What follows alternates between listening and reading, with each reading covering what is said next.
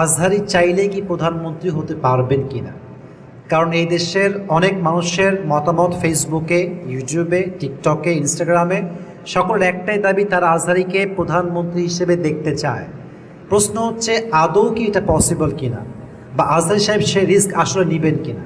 প্রথম কথা হচ্ছে এই কথার জন্য, এই দাবির জন্য জনগণ একটা থ্যাঙ্কস ডিজার্ভ করে। কারণ যেই দেশের জনগণ একজন আলেমকে, চাই সে আজহারি হোক কিংবা অন্য কেউ হোক, যেই দেশের জনগণ একজন আলেমকে প্রধানমন্ত্রী হিসেবে দেখতে চায়, এটাই তার প্রমাণ যে এদেশের মানুষ ইসলামিক শাসন চায়, কোরআনের সংবিধান চায়। ঠিক কিনা বলেন যুবক ভাইরা? দ্যাটস রিয়েলি রিয়েলি অ্যাপ্রিসিয়েটেড, মাশাআল্লাহ। এটা খুব ভালো লাগছে আমার কাছে বিষয়টা। এখন দেখেন যুবক ভাইরা, এর একটা কারণ আছে। কারণ আজহারি সাহেব মানুষের একটা আবেগের জায়গায় আছেন, একটা ভালোবাসার জায়গায় তিনি আছেন। তিনি রাজনৈতিকভাবে কোনো দলের সঙ্গে জড়িত নন পরিপূর্ণরূপে, তবে তাকে অনেক ট্যাগ দেওয়া হয়েছে এই দেশের মাটিতে, এটা আমরা সবাই ইতিহাস জানি। দেখেন, যে মানুষটা জনগণের জীবন পরিবর্তনের জন্য বক্তব্য দেয়, তাকে মানুষ সত্যিকার অর্থেই ভালোবাসে। এবং আজহারি সাহেবের যেই দক্ষতা ভাষার প্রতি, জনগণের যেই অ্যাট্রাকশন তার প্রতি আছে, এর সবচেয়ে মূল হাতিয়ার হচ্ছে তার শুদ্ধ ভাষা, তার মায়াকণ্ঠের যে কথাগুলো আছে, মানুষ এটাকে বড্ড ভালোবাসে। তার মানে কোরআন থেকে যে কথা বলে, হক কথা বলে, মানুষ তাকে আসলেই মন থেকে ভালোবাসে যুবক ভাইয়েরা। ঠিক কিনা বলেন যুবক ভাইয়েরা? যদি আজকে সাইদি সাহেব বেঁচে থাকতেন, তাহলে হয়তো বা জনগণ এটাও দাবি তুলতো যে আমরা সাইদি সাহেবকে প্রধানমন্ত্রী হিসেবে দেখতে চাই। এটাও সত্য যুবক ভাইয়েরা। ঠিক কিনা বলেন? প্রথম কথা আমি বলতে চাই, যদি আজহারি সাহেব প্রধানমন্ত্রী হতে চান ভোটের মাধ্যমে, যেটা আগামীতে হয় বলে আমরা আশা রাখি খুবই দ্রুত ইনশাআল্লাহ, আমি এতটুকু বলতে পারি আমার জায়গা থেকে, from my personal point of view, from my experience, from my perspective, আমার জায়গা থেকে আমি বলবো, যদি আজহারি সাহেব এই ভোটে দাঁড়ায়, উনি অবশ্যই জনগণের ভোটে পাশ হয়ে বিজয়ী হবেনই হবেন ইনশাআল্লাহ। কেন বললাম এইটা? মনে করেন প্রত্যেকটা জেলায়, প্রত্যেকটা বিভাগে, প্রত্যেকটা থানায় থানায়, গ্রামে গ্রামে আজহারির ভক্ত আছে না? একজন মা যিনি রান্না করতেও আজহারির ওয়াজ শোনে, যিনি অটোতে গেলেও আজহারির ওয়াজ শোনে, যিনি বাসায় বসে দিয়ে খাওয়ার সময় আজহারির ওয়াজ শোনে, তো সে যখন দেখবে যে আমার কাছে একটা আছে জালেম, আর একজন আছে ইনসাফ ভিত্তিক যিনি শাসন কায়েম করবেন, এই দুইটা পক্ষ যখন একসঙ্গে দাঁড়াবে, তখন তো সাধারণ একটা হিসাব এটাই যে মানুষ তাকেই ভোট দিবে যাকে মানুষ একজন ইনসাফ ভিত্তিক মানুষ হিসেবে চেনে যুবক ভাইরা। ঠিক কিনা বলেন? তো তিনি সাধারণ জনগণের ভোটে পাশ হবেন, এখানে কোনো সন্দেহ নাই। বাকি হ্যাঁ, এখানে কিছু বিষয় বোঝার আছে। আবেগ দিয়ে নয়, বিবেক দিয়ে কাজ করাটা বড্ড জরুরি যুবক ভাইরা। মাথায় রাখবেন, যদিও সাধারণ জনতাকে চায় এটা সত্য, বাট অনেক সমাজ আছে, সুশীল সমাজ বলেন, অন্য লেভেলের মানুষ বলেন, সবাই কিন্তু চাইবে না, আজহারি বলে কথা নয়, অনেক লোকই চাইবে না যে কোনো আলেম রাষ্ট্রের ক্ষমতায় প্রধানমন্ত্রী হিসেবে আসুক। এটা অনেকেই চাইবে না, একটাই কারণ, স্বার্থে আঘাত লাগার জন্য। ফর অ্যান এক্সাম্পল, একজন মেয়ে যে ওয়েস্টার্ন কালচার ফলো করে, তার ড্রেস হচ্ছে শর্ট, হাঁটু পর্যন্ত ড্রেস পরে, টি শার্ট পরে, টাইট ফিটিং ড্রেস পরে রাস্তাঘাটে ঘোরে, তো একজন আলেম যদি ক্ষমতায় আসে, সে তো এই বিধানটা করবে ইসলাম দিয়ে যে প্রত্যেকটা মেয়ের জন্য হিজাব পরে বাহিরে বের হওয়া বাধ্যতামূলক। তো যেই মেয়ে বুঝে ফেলবে যে আমি একে ভোট দিলে আমার ড্রেসের যে স্বাধীনতা আমার আছে এখানে হস্তক্ষেপ হবে, সে কি ভোট দিবে যুবক ভাইয়েরা? বলেন বলেন বলেন। সে ভোট দিবে না। তো সবাই কিন্তু চাইবে না।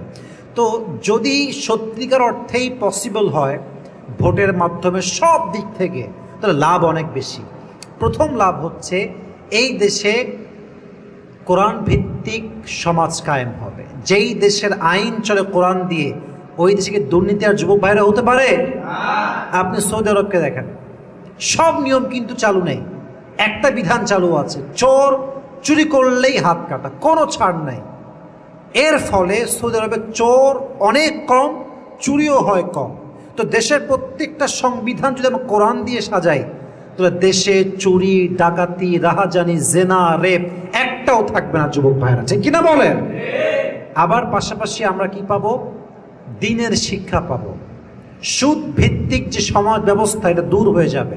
পাশাপাশি জানের নিরাপত্তা, মালের নিরাপত্তা, এবং সর্বশেষ যেটা আমাদের খুবই দরকার, ইসলামকে কোনো প্রকার বাধা ছাড়া পালন করা। আজকে দাঁড়িয়ে রাখলে শিবির হয়ে যায়, জামাত হয়ে যায়, জঙ্গি হয়ে যায়। এই ট্যাগগুলো আমাদের দেশে ছিল কি ছিল না যুবক ভাইরা? অনেক বেশি ছিল। দাঁড়িয়ে রাখলেই শিবির, সত্য কথা বললেই জঙ্গি। যেই স্কুলে যেই কলেজে একজন যুবক একটু দাঁড়িয়ে রাখে, পাঞ্জাবি পরে, 5 ওয়াক্ত নামাজ পড়ে, তার উপর ট্যাগ, সে শিবির করবে, সে জঙ্গিবাদের সঙ্গে জড়িত। What is this? What is this? এটা কি কথা? তার মানে যদি একজন আলেম রাষ্ট্র ক্ষমতায় আসে, এই যে বৈষম্য আমাদের মাঝে, দাঁড়িয়ে রাখলেই শিবির, জুব্বা পড়লেই জঙ্গি, এই মৌলবাদী, এই সেই ট্যাগ, এগুলো সব নিমিষেই দূর হয়ে যাবে, ঠিক কিনা বলেন?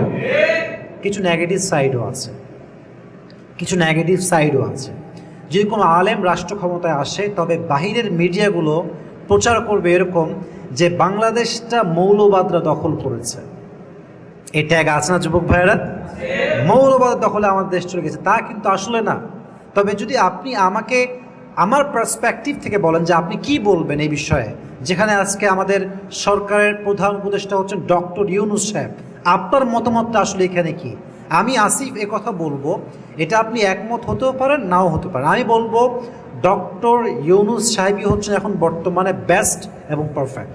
এর কিছু কারণ আছে। প্রথম কারণ হচ্ছে আমাদের দেশের প্রথম সংকট হচ্ছে অর্থনৈতিক সংকট। বিলিয়ন্স ডলার বিদেশের মধ্যে পাচার হয়ে গিয়েছে। এই যে ক্ষতি আর্থিকভাবে, এই যে ঋণ আমরা আছি, এটার জন্য এমন একজন ব্যক্তি দরকার যিনি অর্থনীতি ভালো করে বোঝেন, যিনি ব্যাংক ব্যবস্থা ভালো করে বোঝেন। আচ্ছা বলুন তো, এটা বোঝার জন্য ডক্টর ইউনূস, যিনি গ্রামীণ ব্যাংকের এমডি, তার মতো একজন পারফেক্ট পারসন এই দেশে দ্বিতীয়টা আর কেউ কি আছে যুবক ভাইরা? নাই। উনি অর্থনীতি খুব ভালো করে বোঝেন, ওনার এটা খুব ভালো জ্ঞান আছে, এবং তার যে গ্রামীণ ব্যাংক, এটা জাস্ট দেশে নয়, বিদেশের মাটি তো এটা যথেষ্ট সুনাম আছে, মাশাআল্লাহ। তাহলে অর্থনৈতিক ব্যবস্থাকে আবার চাঙ্গা করার জন্য, ঠিক করার জন্য, ব্যালেন্সে আনার জন্য তার মতো এক্সাম্পল সেকেন্ড বাংলাদেশে আর কেউ নাই। Number 1 point. নাম্বার 2, আমাদের দেশ এখন বড় সংকটে আমরা আছি। আমাদের দেশটা কেমন জানেন? জাস্ট যুদ্ধ শেষ হয়েছে, আমরা কেবল স্বাধীন হয়েছি। এই স্বাধীনতা ধরে রাখা বড় একটা চ্যালেঞ্জ আমাদের জন্য। কারণ আমাদের দেশের উপরে পাশের দেশ সহ অনেক দেশের একটা শকুনের চোখ যুবক ভাইরা আছে না নাই? তো এই কূটনৈতিক যে ব্যবস্থাপনা, যে সম্পর্ক অন্য দেশের সঙ্গে, এটা ডক্টর ইউনূসের মতো আর কেউ মেনটেন করতে পারবে না। কারণ ওনার সঙ্গে অনেক দেশের প্রধানমন্ত্রী সহ মান্যগণ্য সব ব্যক্তি একটা কানেক্টিভিটি আছে। উনি চাইলে কল করতে পারবে, উনি চাইলে কালকে আমেরিকার প্রেসিডেন্টকে কল দিতে পারবেন, উনি চাইলে কালকে আর এক দেশের প্রধানমন্ত্রীকে কল দিতে পারবেন, উনি চাইলে কালকে হিলারি ক্লিন্টনকে কল দিতে পারবেন। যাকে চায় যোগাযোগ চাইলে করতে পারবেন তিনি। তার সেই সামর্থ্য, সেই যোগ্যতা, সেই তার যে মানটা, এটা তার আছে। তাহলে এমন লোক দরকার যিনি অন্য দেশের যে শত্রুরা আছে এদের চোখে চোখ রেখে কথা বলতে পারবে, ঠিক কিনা বলেন? এটার জন্য উনি একটা বেস্ট এক্সাম্পল। সর্বশেষ কথা হচ্ছে, আমাদের দেশটা এখন একটা ইমেজ সংকটে ভুগছে। এটা দূর করার জন্য, এই বিষয়ে ক্লিয়ারেন্স দেওয়ার জন্য ওনার মতো একটা লোক খুবই দরকার। এখন বাকিতে হলো সুদ ভিত্তিক যে ব্যাপারটা চলতেছে, উনি সুদ খেয়েছেন, সুদের ব্যবস্থা উনি করেছেন, এটা আসলে এই মুহূর্তে নজরআন্দাজ করতে হবে সাময়িকের জন্য। আমরা চেষ্টা করব আলেম সমাজ যারা আছেন তারা গিয়ে কথা বলা, বোঝানো, এই ব্যবস্থাকে ইসলামাইজ করা, আস্তে আস্তে আস্তে আস্তে সংকট থেকে বের হওয়া দরকার। আগে সংকট শেষ হয়ে গেলে, দেশটা ঠিক হয়ে গেলে আবার অনেক কিছুই পরিবর্তন করা সম্ভব হবে যুবক ভাইরা, ঠিক কিনা বলেন?